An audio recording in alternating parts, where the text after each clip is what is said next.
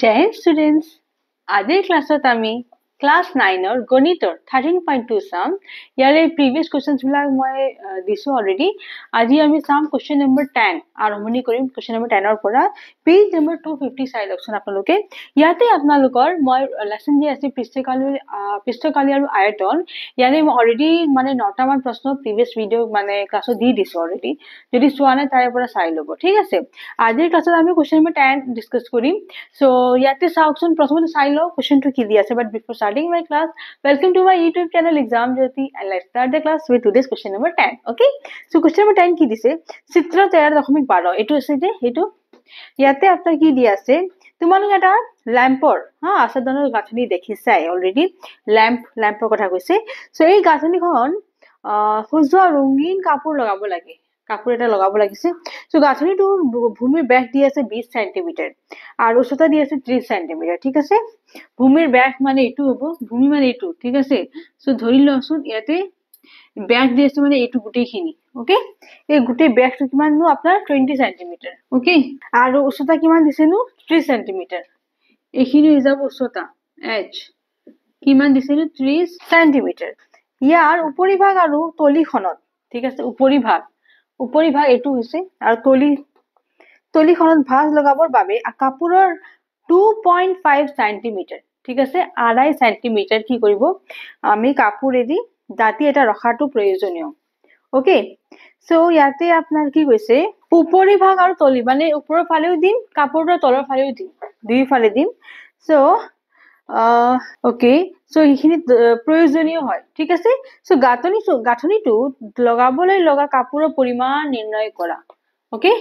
So এতিয়া আমি ইয়াতে কিমান কাপোৰ মানে লাগিব সেইখিনি আমি নিৰ্ণয় কৰিব দিছে। সো তাৰে কাৰণে মই যদি বক্ৰ পৃষ্ঠকালি ওলাব পাৰো ইয়াৰে তেনেহলে মই পাই যাম এইটো হল এটা চুঙা আকাৰ, হয়নে। চুঙাৰ যি বস্তু দিয়ে আছে আগতে সেইখিনি লিখি লওঁ, নহয় জানো। যি বস্তু দিয়ে আছে সেইখিনি আগতে লিখি লওঁ, তাৰ পিছত মই বস্তুটো সলভ কৰিম, ঠিক আছে। তো কি দিয়া আছে আগতে সেইখিনি লিখি লওঁ, ওকে। সো দিয়া আছে কি দিয়া আছে, ব্যাসটো দিয়া আছে চুঙাৰ ব্যাস ডি কিমান দিছেনো 20 সেন্টিমিটাৰ, ওকে। গতিকে ব্যাসাৰ্ধ কিমান হৈ যাব r, ওকে। চুঙাৰ ব্যাসাৰ্ধ কিমান হৈ যাব d/2, তাৰ মানে 20/2 সমান 10 সেন্টিমিটাৰ। ব্যাসাৰ্ধ পাই গলো মই 10 আৰু কি দিছিল উচ্চতা h দি আছে, নহয়। ইয়াতে চাবচোন উচ্চতা যিহেতু h মোৰ কিমান হৈ যাব, এফালে 30 টো আছে আৰু উপৰিভাগ আৰু তলিভাগত 2.5 সেন্টিমিটাৰ আছে, গতিকে 2.5 যোগ 2.5 5 হৈ যাব আৰু ইফালে কি আছে 10, নহয়। গতিকে কিমান হৈ যাব 30 h কিমান দিছে 30 দিছে আৰু উপৰিভাগত কিমান 2.5 সেন্টিমিটাৰ, তলৰ ফালত কিমান 2.5 সেন্টিমিটাৰ। গতিকে যদি ওপৰৰ ফালে আৰু তলৰ ফালে 2.5 সেন্টিমিটাৰ দিয়া যায় তে 5 দেখোন এনেই হৈ গ'ল আৰু এটা 30 আছে, গতিকে 35 সেন্টিমিটাৰ হৈ যাব, ঠিক আছে। সো কিমান হৈ যাব 2.5 plus 30 plus 2.5 ইমান সেন্টিমিটাৰ হৈ যাব, ঠিক আছে। 2.5 সেন্টিমিটাৰ দুই ফালে উপৰিভাগ আৰু তলৰ ফালে দুই ফালে কাপোৰ যে আমি লগাম। সো 2.5 5 আৰু ইফালে নিটো 30 সেন্টিমিটাৰ আছে, সব যোগ কৰিলে কিমান হ'ব 35 সেন্টিমিটাৰ, ওকে। এটাকে চাবতো চুঙাৰ কি নাম মই এতিয়া চুঙাৰ বক্ৰ পৃষ্ঠকালি, ঠিক আছে। ফর্মুলাটি কি আছে 2 পাই rh, হয়নে। সো 2 পাই rh, পাই মান আছে কিমান 7/22, হয়নে। r মানে কিমান আছে 10 আৰু h মানে আছে 35, ঠিক আছে। 7 গুণ 7 7 5 গুণ 35, নহয়। তো গুটিখিনি যদি পূৰণ কৰো কিমান হ'ব, এটো 5 দ্বিগুণ কিমান হৈ যাব 10, হলে 22 আছে 10 আছে, তাৰ মানে 2200 হৈ যাব, হয়নে। 2200 বর্গ সেন্টিমিটার বুলি দিয়ক বা সেন্টিমিটার স্কয়ার বুলি দিয়ক, জি দিয়ক। বর্গ সেন্টিমিটার বুলি দিব পারে নাইবা সেন্টিমিটার স্কয়ার বুলি দিব পারে, ঠিক আছে। So this is the answer, okay. বুঝি পাইছে না। ব্যাসটো দিছে 20, তাৰে পৰা মই ব্যাসাৰ্ধ ললো 10 পালো আৰু h টো মই পালো কিমান 35, কেনেকে পালো মই বুজাই দিছো অলৰেডি। 2 পাই rh ফৰ্মুলাটো বহাই পেলে মানটো মই পালো কিমান 2200 সেন্টিমিটাৰ স্কয়াৰ, ওকে। এতেকে এটা লাষ্টৰ লাইন দিব পাৰে যে এতেকে প্ৰয়োজনীয়, ঠিক আছে, প্ৰয়োজনীয় কাপোৰ প্ৰয়োজনীয় কাপোৰৰ কালি, ঠিক আছে। প্ৰয়োজনীয় কাপোৰৰ কালি কিমান আছিল 2200 সেন্টিমিটাৰ স্কয়াৰ ওকে ঠিক আছে না এইখিনি ধুনিয়াকে লিখিলো মই অলপ সাইড দি দিম ঠিক আছে যে নেক্সট আমি কোশ্চেন নম্বৰ 11 টো চাম ঠিক আছে 11 টো কি দিছিলো এখন বিদ্যালয়ৰ ছাত্ৰ-ছাত্ৰী সকলক কাৰ্ডবোৰ্ড ব্যৱহাৰ কৰি কাৰ্ডবোৰ্ড ঠিক আছে ব্যৱহাৰ কৰি আপোনাৰ ভূমিযুক্ত সুঙাকৃতি পেন হোল্ডাৰ তৈয়াৰ কৰিব দিছে ঠিক আছে তৈয়াৰ কৰা আৰু সজোৱা এটা প্ৰতিযোগিতাত অংশগ্ৰহণ কৰিবলৈ কোৱা হল ওকে প্ৰতিটো পেন হোল্ডাৰৰ ব্যাসাৰ্ধ দি আছে কিমান 3 সেন্টিমিটাৰ আৰু উচ্চতা দি আছে 9.5 সেন্টিমিটাৰ সো যি বস্তু দি আছে আগতে এটো লিখিলো পেন হোল্ডাৰটো আপোনাৰ ঠিক সুঙা আকৃতিৰ হ'ব গতিকে সুঙাৰ কি হ'ব সুঙাৰ কি দিছেনো ব্যাসাৰ্ধ সুঙাৰ ব্যাসাৰ্ধ কিমান r সমান কিমান দিছে 3 centimetre okay so 3 centimetre okay next কি দিছেনো উচ্চতা দি আছে সুঙাৰ উচ্চতা h সমান কিমান 10.5 সেন্টিমিটাৰ ওকে আৰু কি কৈছেনো ইয়াৰ বাবে লোৱা কাৰ্ডবোৰ্ড বিলাক বিদ্যালয়ৰ ফালৰ পৰা যোগান দিব ঠিক আছে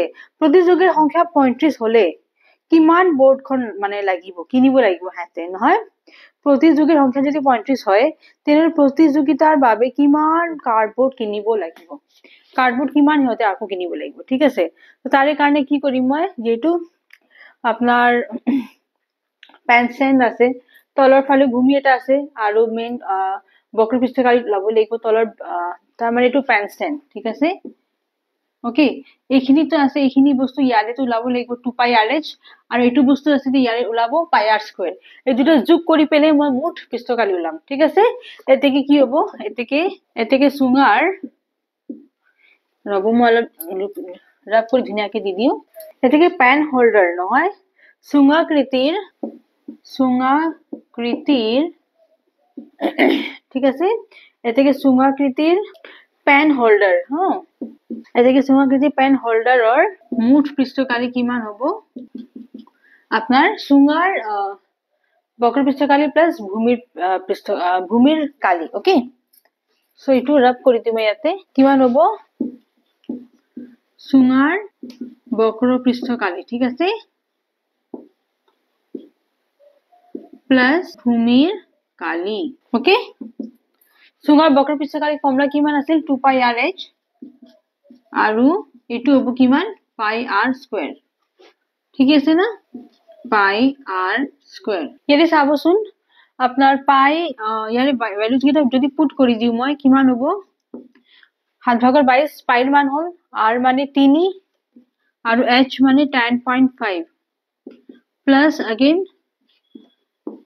r মানে কিমান হ'ব 3 স্কয়াৰ নহয় এটা চাবচোন এইটো বস্তু আৰু এইটো বস্তু 22/7 * 3 যদি কমন লও মই ঠিক আছে এতে কিমান থাকি যাব 2 থাকিব নহয় আৰু * 10.5 থাকি যাব * 10.5 ওকে ইয়াতেও এইটো আহি গল 7/22 আৰু 3 ইয়াতে এটা 3 থাকি যাব ঠিক আছে না এইখিনি ওকে এটো 66 হৈ যাব by 7 এটা পূৰণ কৰিলে কিমান হ'ব 5 2 গুণ 10 নহয় হাতত থাকিল 1 अगेन 5 গুণ 10 ৰ 0 থাকিল 1 থাকি গল না 2 যদি 0 দি পূৰণ কৰিম 0 হ'ব 1 থাকি গল দিলু দশমিক এটা থাকিব 2 গুণ 2 গতিকে 21 লিখলি হ'ব মাত্ৰ আমাৰ হয়নে 21 আৰু ইফালে যোগ 3 ঠিক আছে এই দুইটোৰ সৰুকে দিও 21 যোগ 3 সো এখিনি হ'ব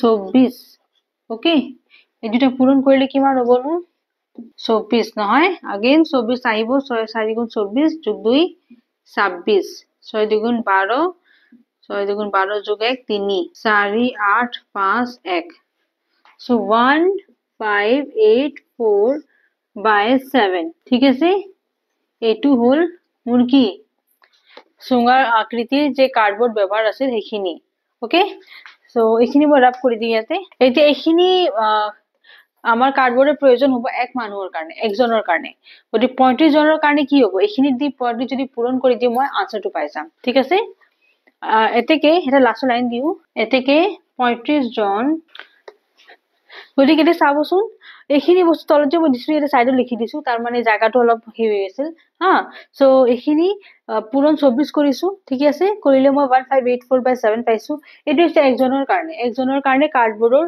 কিমান প্ৰয়োজন হ'ব 35 হলে কিমান হ'ব 35 ইয়াৰ 35 যদি পূৰণ কৰি দিম সো 35 জন প্ৰতিযোগীৰ বাবে প্ৰয়োজনীয় কাৰ্ডবৰ্ড সমান কিমান হ'ব এইখিনি 1584/7 into 35 এটো 5 বাৰত যাব গতিকে 1584 into 5 সমান কিমান হ'ব নো যদি পূৰণ কৰো মই 5 4 গুণ 20 5 8 গুণ 40 যোগ 2 42 5 5 গুণ 25 যোগ 4 29 again 5 গুণ 5 যোগ 2 7 so 7920 isn't it গতিকে আনসারটো কিমান হ'ব 7920 সেন্টিমিটার স্কয়ার ঠিক আছে ইয়াৰে ক্যালকুলেশন খিনি মই ৰাপ কৰি দিও ওকে বুজি পাইছে না সুঙাকৃতি পেন হোল্ডাৰ মুঠ পৃষ্ঠকালি কিমান হ'ব বক্ৰ পৃষ্ঠকালি যোগ ভূমিৰ কালি বক্ৰ পৃষ্ঠকালি আছে আপোনাৰ কিমান 2 পাই r h আৰু ভূমিৰটো গোল যেটো গতিকে গোলৰ আপোনাৰ কি হয় পাই r স্কয়াৰ হয়